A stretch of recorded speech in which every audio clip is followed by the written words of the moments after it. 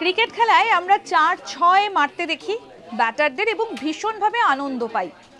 বলতে পারেন এখনো পর্যন্ত বিশ্ব ক্রিকেটে সবথেকে দীর্ঘতম ছক্কা কে হাঁকিয়েছিলেন, মানে কত উচ্চতায় উঠেছিল তার বল? আসুন সেই বিষয়ে আপনাদের বলি।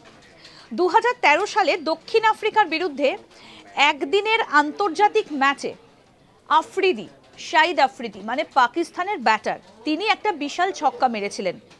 বলটা আনুমানিক 158 মিটার উঠেছিল, যেটা বিশ্বের ইতিহাসে এখনো পর্যন্ত দীর্ঘতম ছক্কার একটি বলে মনে করা হয় এবং এটাই এখনো পর্যন্ত দীর্ঘতম ছক্কা। এবং বলটা কতটা উঠেছিল জানেন? আনুমানিক 517 ফুট।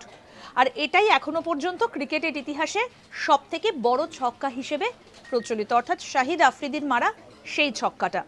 2013 সালে এই ছক্কাটা তিনি মেরেছিলেন এবং দক্ষিণ আফ্রিকার বিরুদ্ধে একদিনের আন্তর্জাতিক ম্যাচে শাহিদ আফ্রিদি এই ছক্কাটা হাঁকিয়েছিলেন এবং যেটা 158 মিটার অতিক্রম করেছিল।